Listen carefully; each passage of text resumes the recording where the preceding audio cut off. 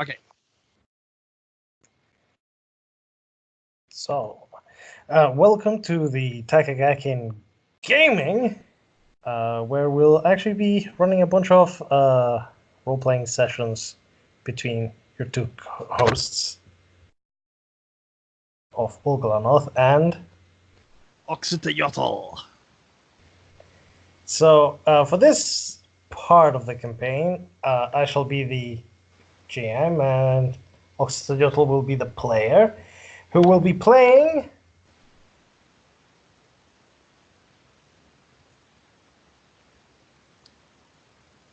Character name...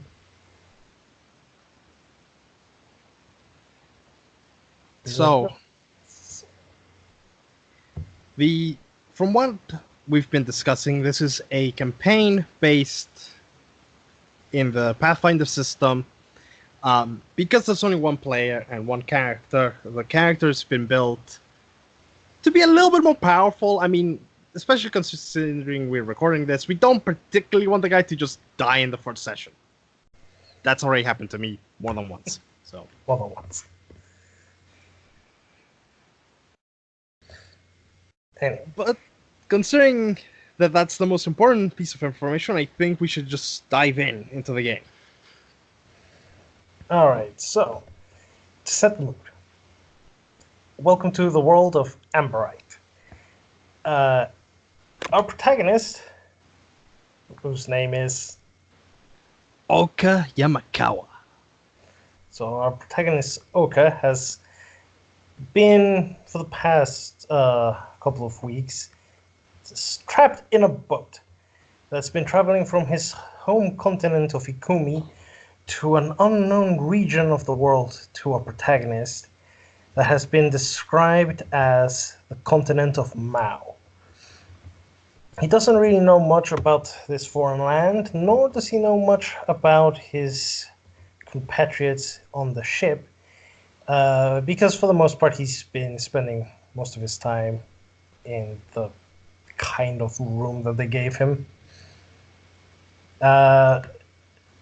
They've been sailing for the most part across this large expanse of water known as the Dead Sea, a huge empty ocean that is so still there are no waves, there are no animals, and there's barely any ships there.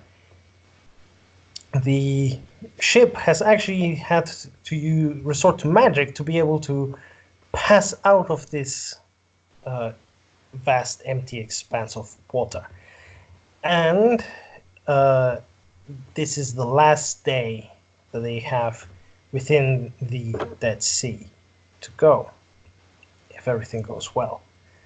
So, let's jump right in. What is Ouka doing this morning? Well, after meditating for a couple of hours, becoming one with nothingness, which is actually something that he does very well because he never pays attention to anything that's around him, something struck to him that he doesn't actually know what's going on. So he's probably going to start by thinking, hey, maybe I should find some things for where I'm going. Maybe like a good place to eat. Maybe any weird laws that I might need to know about. Probably a good idea to start asking about these things. Yes, well, you don't have that much longer to go on your journey. So yeah, getting information might be a good idea. So, you are on this very large ship known as a junk. It's a flat bottom ship. It's basically like a large box on top of water, and with only one big sail. This ship is huge, big enough to accommodate hundreds of people, but it's actually pretty empty. Now, in your haste, you didn't actually talk to anyone, so you don't know what the ship is called. And whilst you've seen a few people here and there, you haven't really been speaking to anyone.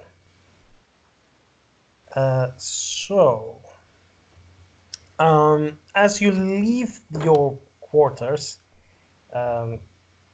there are a number of rooms that you can try to approach, knock to, or you could go out of the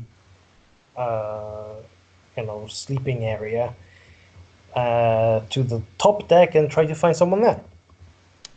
I think I'll try going to the top deck. I mean, he's a nice guy. He doesn't want to wake up anyone. And obviously, he's leaving his stomping on the ground.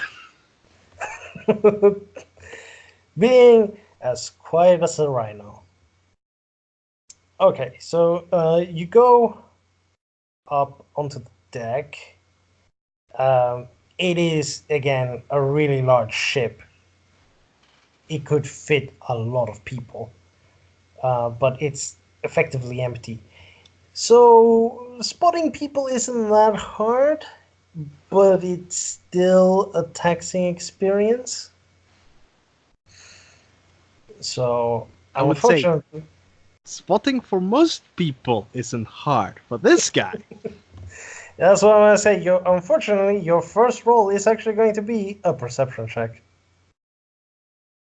all right. Let's see what we get. All right, roll the 3 for a fairly decent -6. Okay. So you go onto the deck and you walk forward, without realizing, walking straight into 2 of the crew members. If only I could find someone. Knocking them to the ground, about maybe 5 feet away from you before you even realize you hit anyone. You've encountered Pickle, a young female goblin sailor who's, she's just recently joined the crew. And, yeah, she's not doing very well. You probably win her. The question is whether or not I actually realize I've done this. You've realized it as the little goblin go, "Ah!" Splat. I pick her up and dust her a little bit. And then I'm going to bluff them half blind.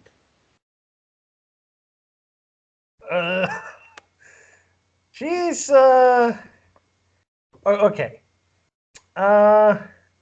This is not going to, because she doesn't care whether you're blind or not.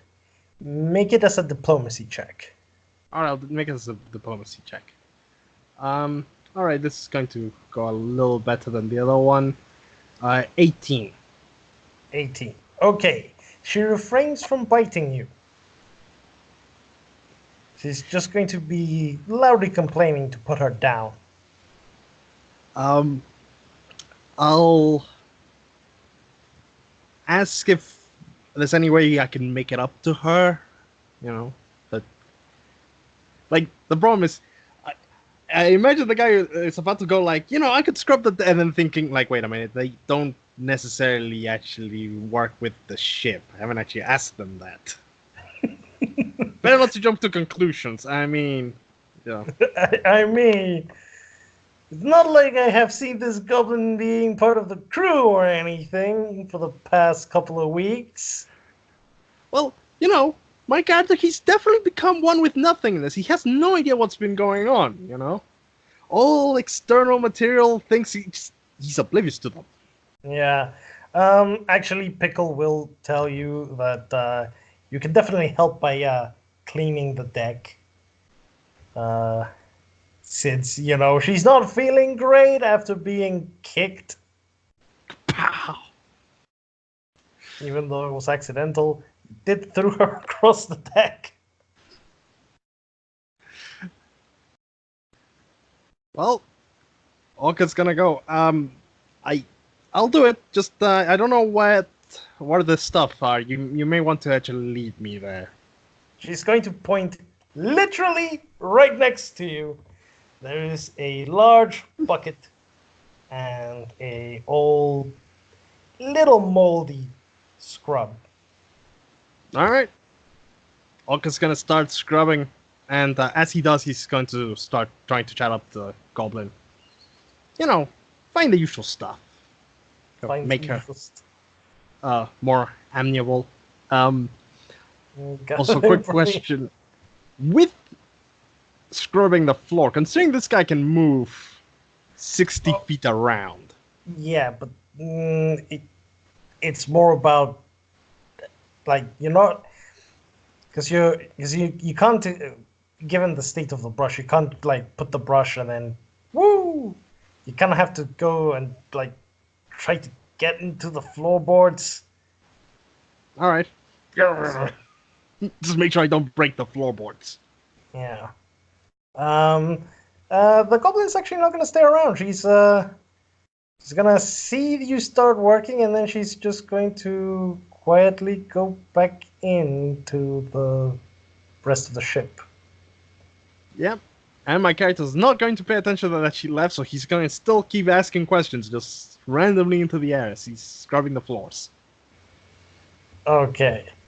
I'm guessing your character doesn't realize really the passage of time too much. Nope. He has no clue what's going on. So you're about halfway through the deck. I mean, this is a really large ship. But surprisingly very small crew.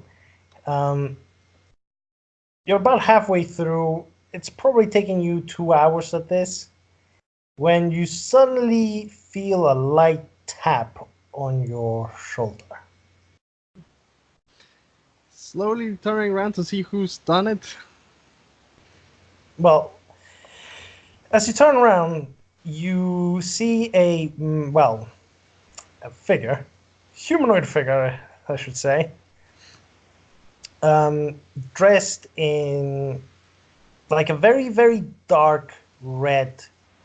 Like you're not entirely sure if it's robes or monk clothes because they're very poor quality, very ragged, and also covered in something. You're not entirely sure what it is, but it kind of glistens, and it has a very strange metallic rotting kind of smell. This character is covered completely in these clothing, to the point where you can't see even a single speck of their skin. And the one thing that isn't these weird robes is a very pristine mask. You know those kabuki plays, the Oni mask? Ah. He's wearing one of those. Hasn't said anything yet. They're just looking at you. I'm gonna bow to them and say that's an awesome looking mask, and is there anything I can help them with? They're gonna go, you're not one of the sailors here.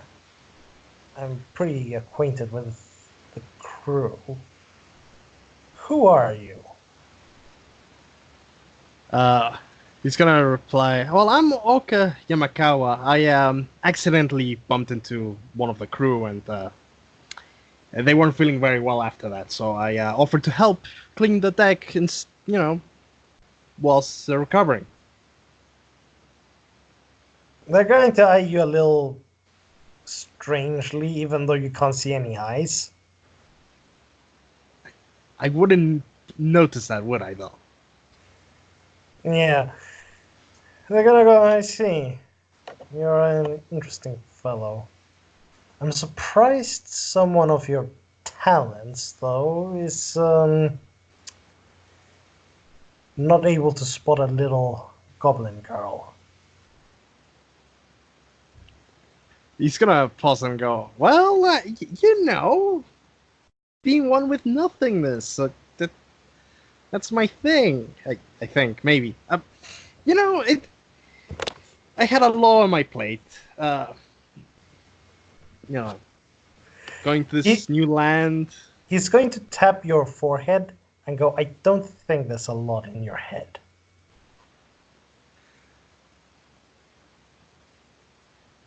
He's gonna pause for a second and then go, well, some people say that emptiness is a virtue. He's going to cock his head a little bit and go, I've never heard anyone say that. I'm pretty sure my teacher kept saying that you may not have visited much of Ikuni before. I'm sure someone down there said it. He's gonna cock his head on the other side and go, no, I've been around Ikuni for a long time. I've never heard anyone say that. He's gonna just stare and go, maybe I got it wrong. Very possible.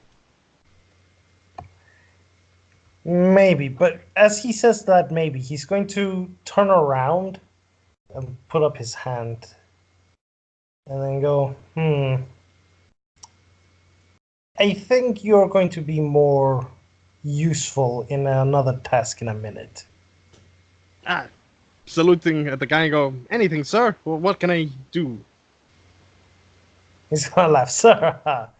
That's, oh, you don't know. Let me introduce. I'm another passenger here.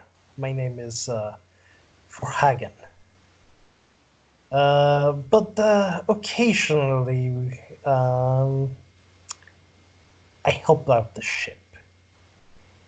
And I think, well, I've been getting very bored about this, so I think I'll be asking for your help soon.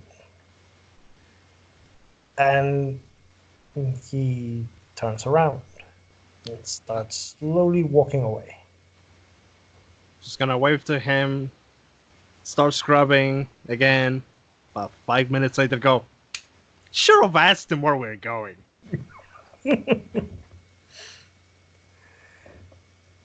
So, you carry on scrubbing. It's taking you pretty much the entire morning to finish the deck. It's not great. You've missed a couple of spots because, well, you're not paying attention. Done like the same central bit like 5 times. Yeah, done the same bit like 6 times, and you missed like 3 or 4 bits. But you did the job. So now that you've finished doing that, what do you want to do? Probably roam around the ship trying to figure out if there's any other passengers around. Okay. So, you get up and start walking. Give me another perception check, just for fun. Let's see. Oh, rolled a natural 19 for a total of 10. Okay, this time around, you turn around, you start walking, and before you crash into the little goblin, you manage to spot her. Where I go, not making the same mistake twice in the same day, hopefully. She's looking at you with like a little tear coming out of her eye, going, no!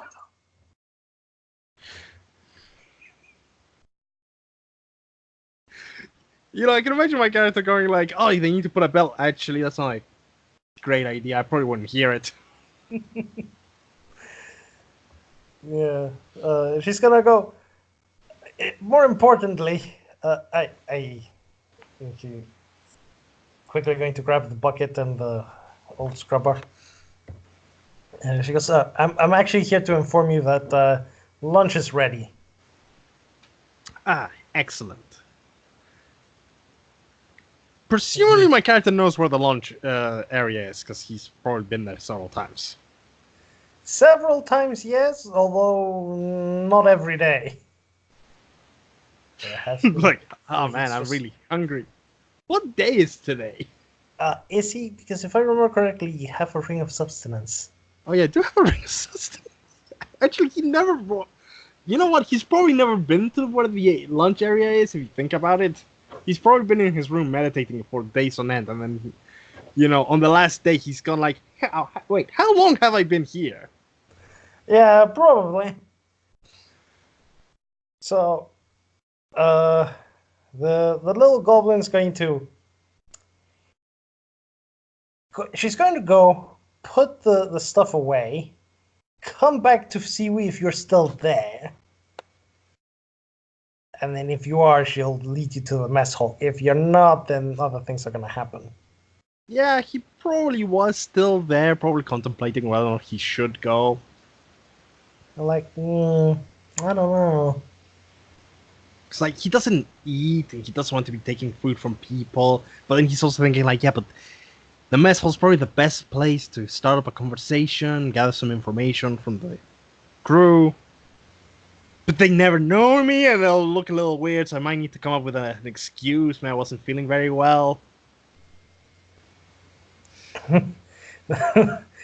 As you're thinking all of this, the little goblin's going to grab you by the hand and tug at you. Go this way. You've been invited to the captain's dining hall. Lead away! And as they're walking, I think my character's going to start speaking in Goblin, asking her like how she's doing and all that. Well, she's very surprised that you speak Goblin. And she's just going to give you a long tirade about how boring it is to be on a ship and how dull it is that she can't set things on fire and how bad it is. They're surrounded by water all the time. And how bad it is that there aren't any other goblins around. Even though there are other goblins around, but... And she just keeps on going on and on. Most of this you can't really understand. Mostly because she's talking about people you've never met. That, or also more along the lines of he's not paying that much attention, so he's missing like every 5 words. He doesn't actually hear it. So, by the time he's realized that she's stopped, he's probably thinking like, wait, what was she saying? She's like, we're here! For the last time, we're here! Ah, yes. Thank you very much for leaving me, and I hope it goes better for you. She's just gonna go, ah! Like, skulk away. I can imagine that she points at the right door, and then my character opens the wrong door and goes like, wait a minute, that wasn't it? There's only one door in this area. Opens it, almost walks into the wall. Okay, so you awkwardly open the door, you walk in. It's not a very large room, but it's a very nice furnished room. There's a big table with a bunch of a diverse cast of people sitting around this table. At the head of the table, you have a human female dressed in a very fancy, kind of almost militaristic looking captain's clothing with a white hat, very nice bright red jacket, lots of little tassels on it. Sitting beside her is a large, very muscular, surprisingly pale-looking male lizard folk, dressed in much simpler sailor's attire. Then, to the left side is Forhagen, still with his mask on, so you're not sure if he's going to be eating anything. And next to him is an equally strange-looking person. You're not entirely sure, but you think it's another man. He's wearing what you have seen as traditional ceremonial monk clothing in like the temples of Ikuni, but it's a little off. You're you're not quite sure how. Um, the jacket is bright purple, and the trousers are kind of navy blue. Uh, you notice his skin is pale to the point of slightly blue, and he's got really long fingers that have been fingernails have been like tapered to a point, and they are a weird golden color, like unnaturally. Like you're not sure if it's painted or maybe that it's actually gold. You're not entirely sure. But most striking about this fellow is that he is wearing a hat that has a large kind of scroll on top of his forehead that covers his face, obscuring pretty much everything there. So you're not sure what's going on with him. And on the other side, a pair that's a little bit more normal. A large, not quite obese, but definitely overweight human male. This one, about late 50s. He's completely bald, but he has a short beard. He's wearing fine but practical clothing. Like he's trying hard to not be flamboyant, but even though you have terrible perception, you can tell that he definitely has like a flamboyant side to him.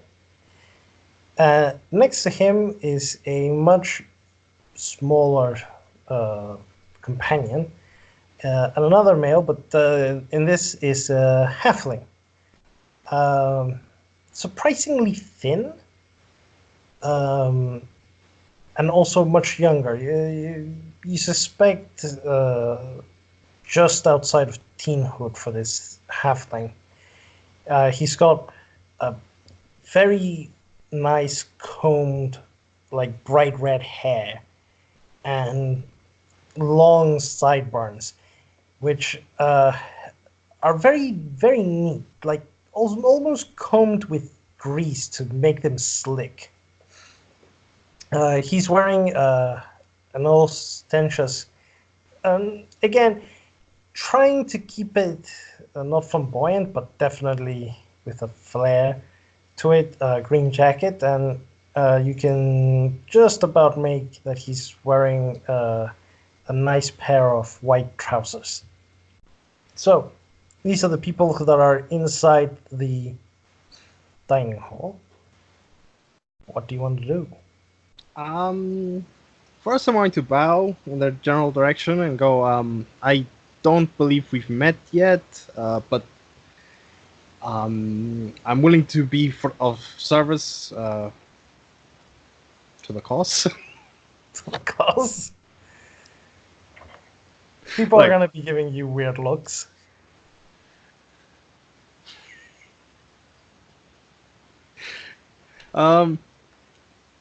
August's probably going to, because he doesn't really eat, and he's kind of oblivious. He's probably just gonna move to like a corner in the room and just like stay standing there unless I invite him to sit down.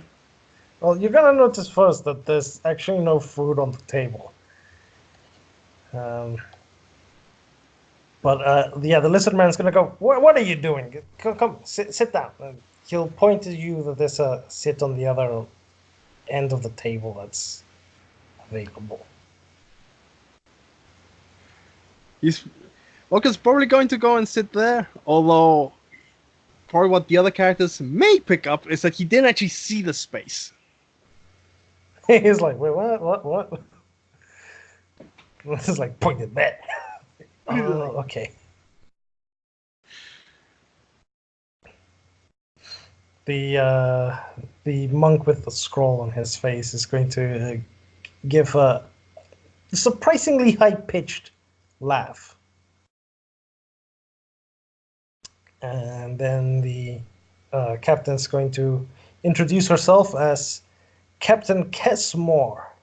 And they're going to tell you that that she had introduced herself to you before, earlier on the trip, but they don't think you were paying attention.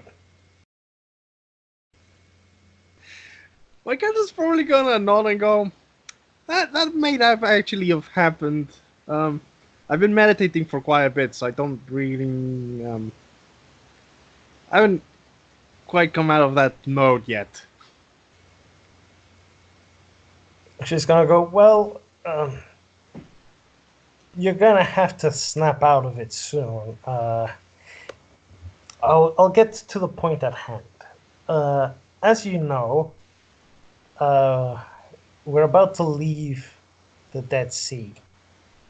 And basically, we've had it easy so far because, well, there's nothing here in the Dead Sea. The moment we get to the normal oceans, it's still going to take a couple of days to get to our destination.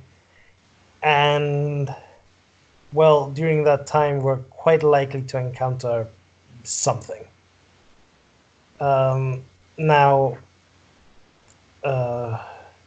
she looks at the two men, the one with the Oni mask and the one with the scroll. My, I don't know. I would say guards here, even though I don't hire them. They've informed me that you're potentially a good fighter. Orca's going to nod and go, well, yes, I have trained for quite a few years in the arts of self-defense. I could give a demonstration upstairs if you want to see what I'm capable of. And I'd be willing to protect the ship. He's gonna possibly go, well, the only thing is I might not be very aware of the surroundings. I tend to react once I actually get hit in the face. She's gonna sigh and go, well, unfortunately, I only have those two for defending the entire ship, so regardless of how useful or not useful you may be, I'm gonna have to ask you to help out in case anything happens. Orca's gonna nod and go, absolutely, willing to help.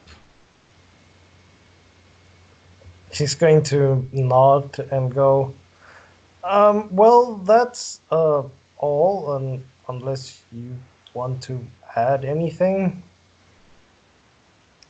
Orca's gonna pause and then go like, I don't, like internally he's thinking, I don't want them to know that I don't actually know where we're going. But I really need to ask them about the destination. You're looking very quizzical. Orca's probably just gonna go, so how much longer do you reckon it's going to take before we reach our destination? The captain's going to look at the lizard men and they're going to go, well, if the winds are fair, 3 days, 4 days, the lizard man's going to go, more like 4. If the winds are bad, that could make it 8. The lizard man's going to shake his head, more like 10. Oh yeah, out of character though. Considering the ring of sustenance, how long could my character stay up?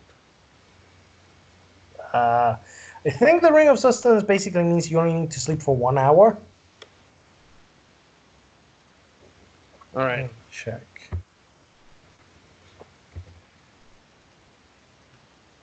Because like this is some information that the character would actually know. Yeah. Surprisingly.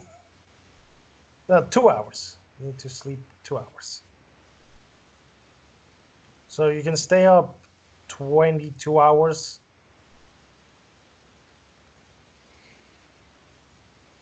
All right. So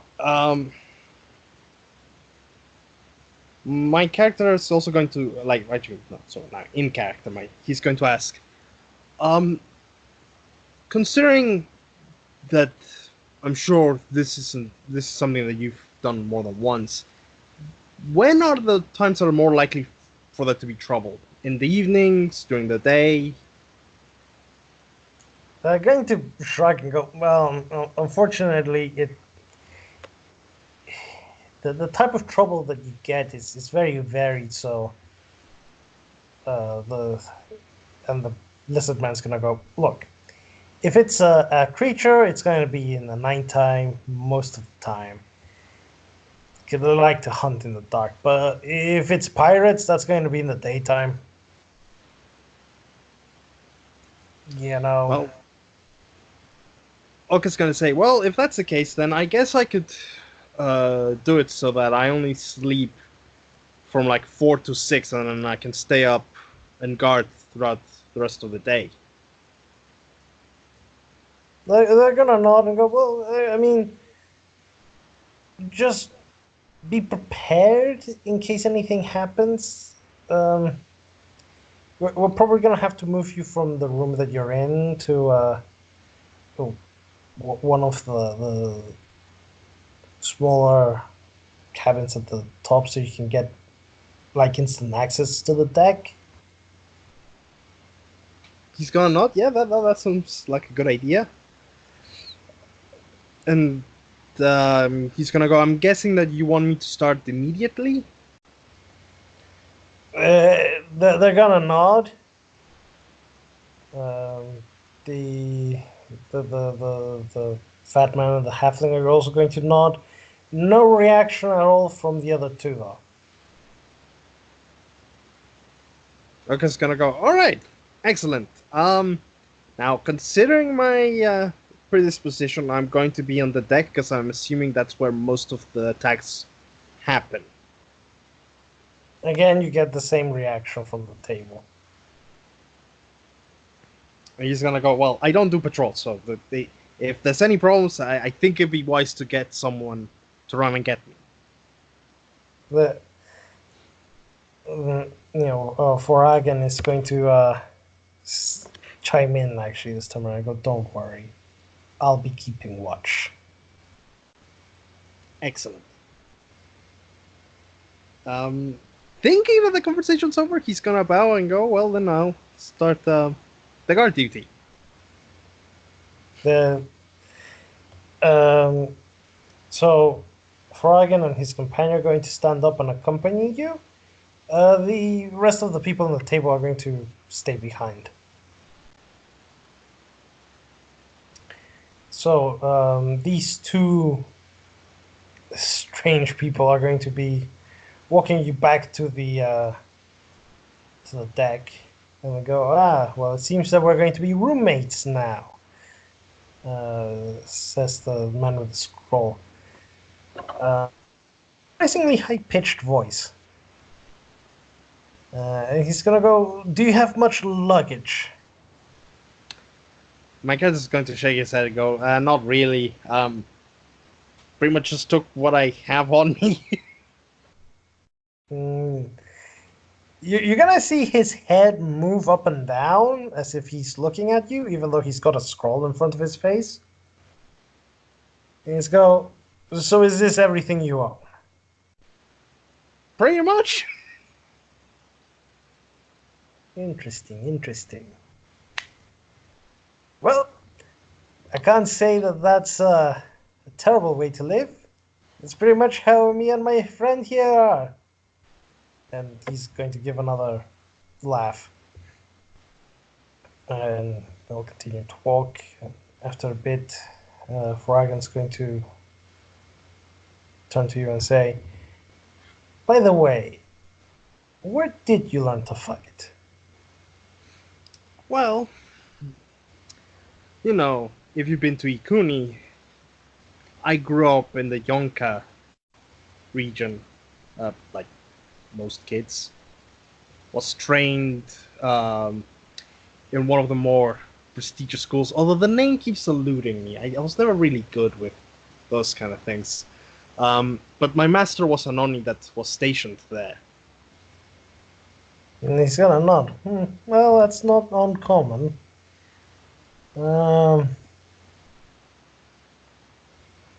Did you graduate, or are you one of those failures?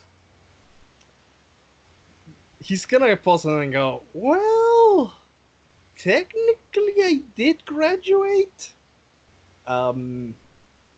When I managed to survive for 1 minute my master's onslaught.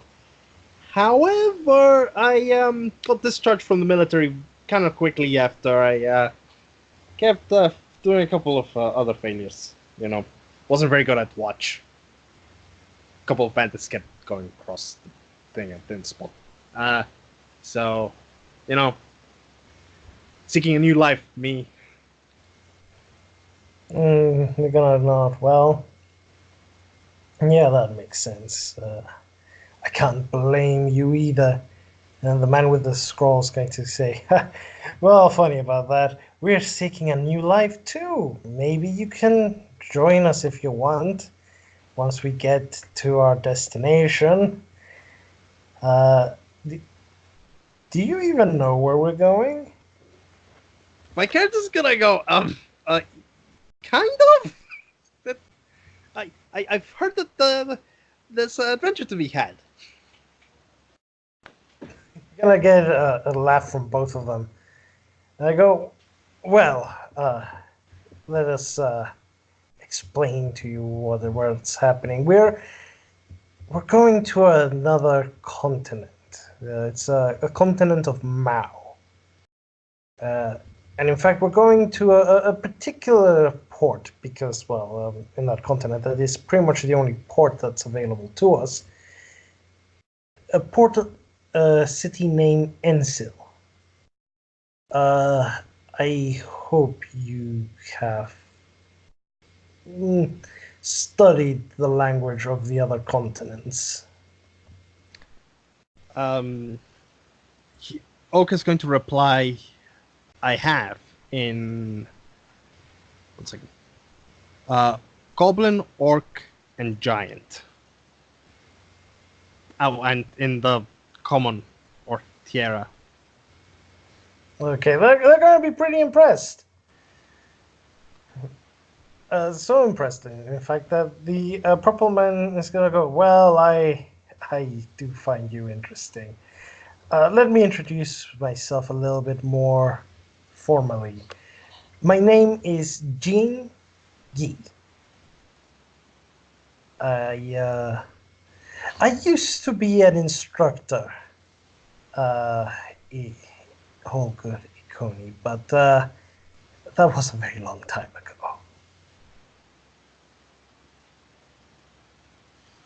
My character's going to nod and go, yeah.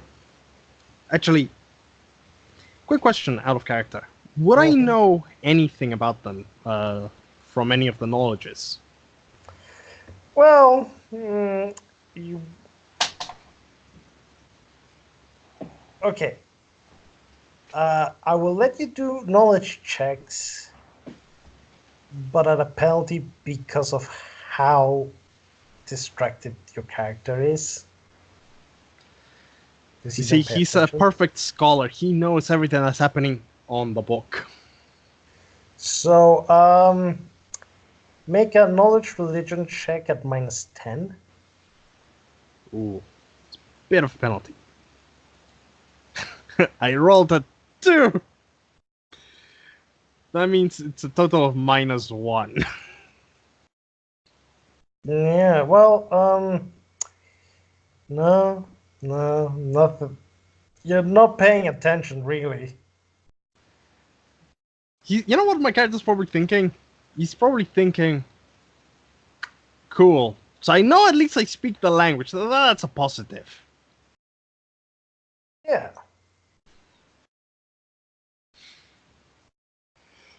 Well, I think my character's probably going to carry on talking, see if he'll find anything else useful, and he's going to explain to the group that his plan is that he's going to stay on deck, like in the area that he can see the most, because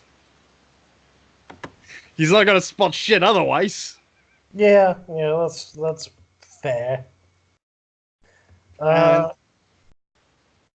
The other two are basically going to be taking watch.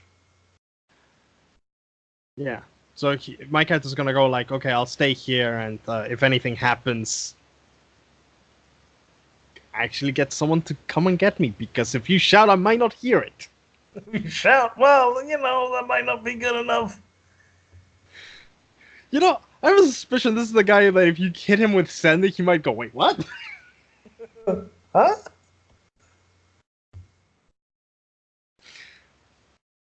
Anyway. Anyway. So, unless they say anything else, I guess we can just skip until something happens. Yeah, basically. Um, so, um, first day into the normal seas, you can tell that it's choppy with the waves. Um, Nice clear sky, but you can actually feel the wind for once. You're given that you don't really know about sailing, you don't know how good or bad these winds are, but you're pretty happy with the progress that it seems to be doing with the boat. Even though now the boat's rocking actually, and you're like, oh, I was not used to this, because you were used to the very flat, motionless sea. You know what's probably happening is my character's meditating, and then the ship is rocking, and he's probably thinking, oh god, I'm falling asleep again, aren't I? Not realizing that the ship's moving about. Yeah. So it's going along. I'll have you roll a perception check to see if you actually take part of this encounter. I rolled the 14, so that's a total of 5. Yeah, you know what? You don't actually make it in time. So, uh, basically, by the time you notice that there's a commotion, it's over. And basically, you do catch that something was going on at the end of the ship. But by the time you get there, Forhagen basically is plucking out a big harpoon out of these three large, like humanoid-sized looking squid things. So my character's gonna arrive and go, did I miss anything? They're gonna look at you and go, well, not really. We cut lunch. He's gonna Dinner. look at it and go, squid, awesome, love fish. Yeah, pretty tasty. He's gonna poke him a little bit. Although I'm not sure how. They seem these are pretty tough,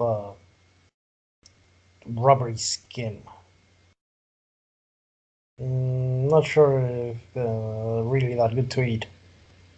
My But character's we'll going try. to nod and go, I guess we can always try. And then he's probably also going to think, as this stuff's going on, he's gonna be like, maybe we ought to install a bell. Well, they're gonna go. Well, you seem strong, right? Yeah? So they're going to pile these on you. So, what's your strength? His strength is 16. Let me see if that's enough.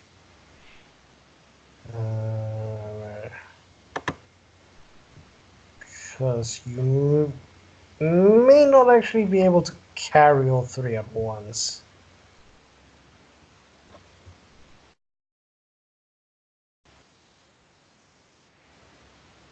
Uh, 16.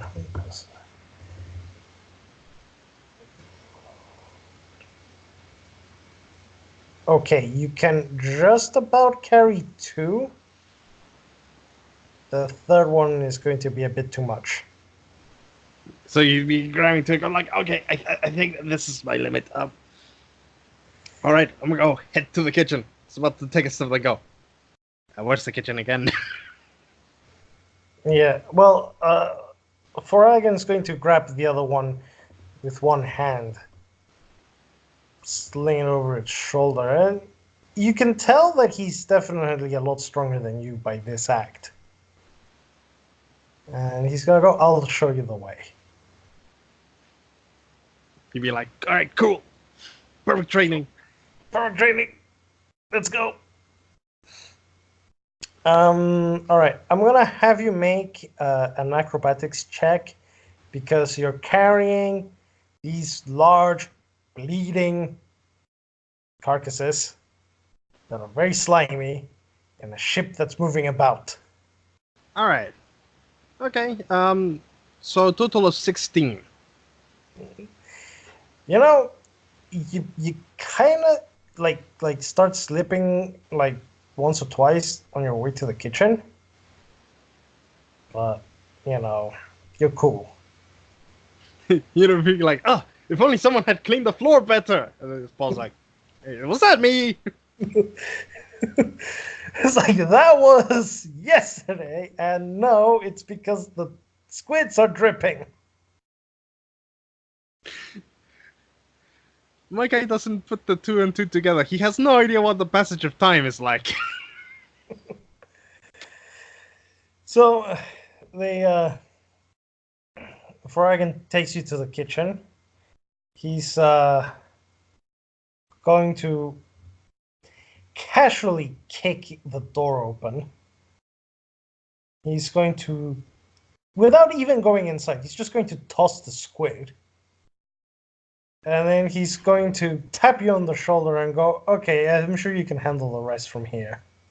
And walk away. My guy just gonna go, yes, sir. He's gonna turn around, see if there's anyone in the kitchen. There is actually. There is an old, like, really gnarly, like, almost desiccated dwarf. It's a very long, like, it should be white, but it's got weird, like, splodges, making it look like dark gray beard and equally long hair, but like none at the top of his head. It's all like on the sides and at the back that just have grown really long and now are about maybe a foot or two longer than he is. And he's like not quite sitting. He's like a gargoyle on top of one of the barrels in the kitchen, carving a potato. Which you have a feeling he's just like playing with it, like making like a little statuette or something. So that's the first person in the kitchen, and the second person in the kitchen is it's actually another goblin, smaller than the other one that you've met, also female. She's a little bit more distinct than the other goblin because she's missing an ear completely. And you can see that she's, well, kind of flustered, kind of panicky, as she's trying to move this giant squid that Forhagen just threw into the kitchen, trying to put it somewhere. So, what do you do? 1 second.